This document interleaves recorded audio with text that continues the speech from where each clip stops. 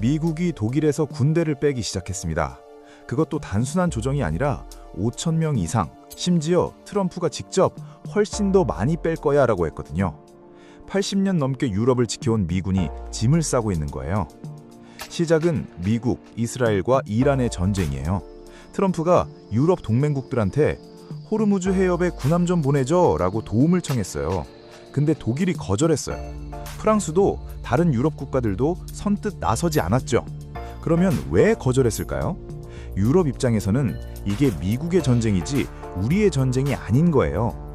러시아 우크라이나 전쟁으로 이미 유럽은 피로감이 극에 달해 있고 중동에 군함까지 보냈다가 자국 내 여론이 폭발할 수 있거든요.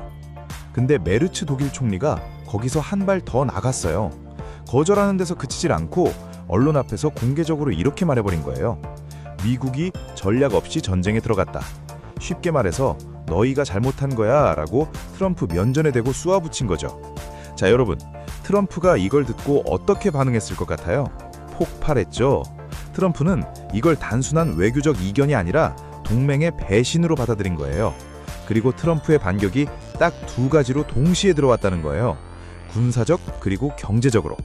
안보랑 무력을 한 세트로 묶어서 날린 거거든요. 군사 쪽부터 볼게요. 미 국방부가 공식 발표를 냈어요. 주동 미군 5천 명을 6에서 12개월 안에 철수시킨다. 독일에 있는 미군이 약 3만 6천 명이니까 약 14%를 빼는 거예요. 숫자만 들으면 그게 뭐 대수냐 싶을 수 있는데요. 독일에는 미군의 유럽 전체를 총괄하는 유럽 사령부 본부가 있어요. 아프리카 사령부 본부도 거기 있고요. 나토 핵 공유 체계의 핵심, 그러니까 미국 전술핵 폭탄 B-61이 배치된 기지도 독일에 있거든요. 쉽게 말해서 독일은 미군의 유럽 허브예요. 여기서 병력을 빼기 시작한다는 건 그냥 군인 몇 명 줄이는 게 아니라 유럽 전체 안보 구조에 금이 가기 시작한다는 신호인 거죠. 더 충격적인 건 5천 명보다 훨씬 더 많이 뺄 거야. 직접 이렇게 말했어요. 거기다가 독일에 배치하려던 토마호크 순양 미사일, 극초음속 미사일 부대 배치 계획까지 통째로 철회했어요. 미국이 유럽의 안보 청구서를 들이밀면서 내 말 안 들으면 우산 접겠다고 노골적으로 협박하고 있는 거예요. 군사 압력만으로 부족했는지 경제도 동시에 흔들었어요. 트럼프가 트루스 소셜에 올렸죠.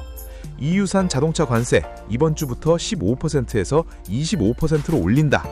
명분은 EU가 무역 합의를 안 지켰다였는데요. 전문가들은 이게 사실상 이란 전쟁 비협조에 대한 경제 보복이라고 분석해요.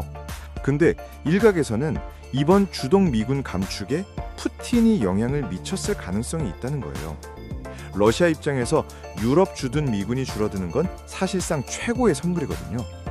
물론 확인된 건 아니에요. 하지만 공화당 상원 하원 군사위원장들도 주동 미군 감축에 반발하면서 푸틴한테 잘못된 신호를 준다고 비판했어요. 이건 단순한 우려가 아니라 뭔가 감지하고 있다는 신호일 수 있거든요. 자, 여기서부터가 진짜입니다.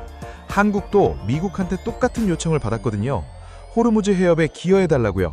그런데 한국 정부는 기여 방안을 검토 중이란 말로 즉각 응하지 않았어요. 트럼프가 이미 이렇게 말했거든요.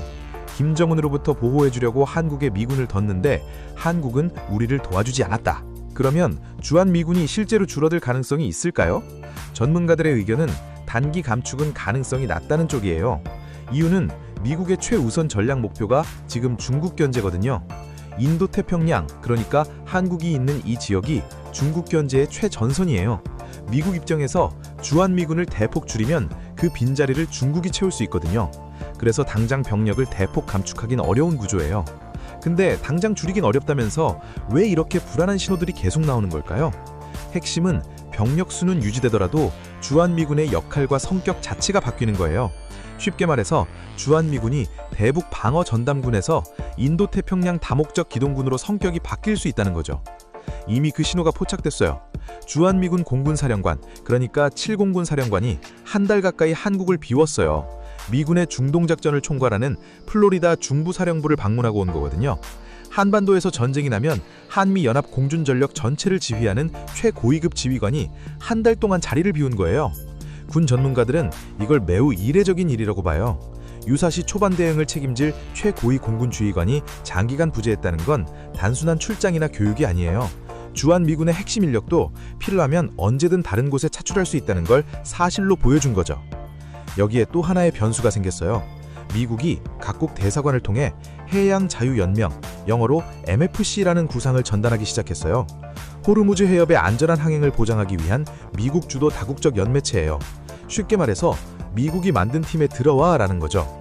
거기다 미국 재무부는 경고까지 날렸어요. 이란에 돈 주거나 협상하면 제재한다고요.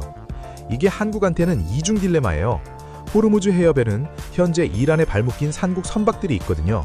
그 배들 안전하게 빼내려면 이란이랑 어느 정도 소통이 필요한데 미국이 이란이랑 접촉하면 제재라고 하는 거잖아요. 미국 편에 서면 이란과의 협상 채널이 막히고 이란과 대화하면 미국 제재를 받을 수 있는 구조인 거예요. 그러면 한국이 취할 수 있는 카드는 뭘까요? 크게 두 갈래예요. 첫 번째는 적극 협력, 미국이 원하는 MFC에도 들어가고 가시적인 기여를 보여주는 거예요. 이렇게 하면 주한미군 태세는 안정적으로 유지될 가능성이 높아지죠. 두 번째는 전략적 모호성 유지, 여러 가능성을 열어두면서 최대한 눈치를 보는 거예요. 근데 독일이 이 전략을 썼다가 어떻게 됐는지 봤잖아요. 물론 낙관적인 시나리오도 있어요. 미국이 중국 견제를 위해 한국의 전략 가치를 높게 평가하는 이상 극단적인 압박은 자제할 가능성이 높다는 거죠. 여러분은 어떻게 생각하시나요? 한국이 미국의 요구에 적극적으로 응해야 할까요? 아니면 신중하게 거리를 둬야 할까요? 댓글로 남겨주세요. 오늘 영상 여기까지고요. 다음 영상에서 만나요. 감사합니다.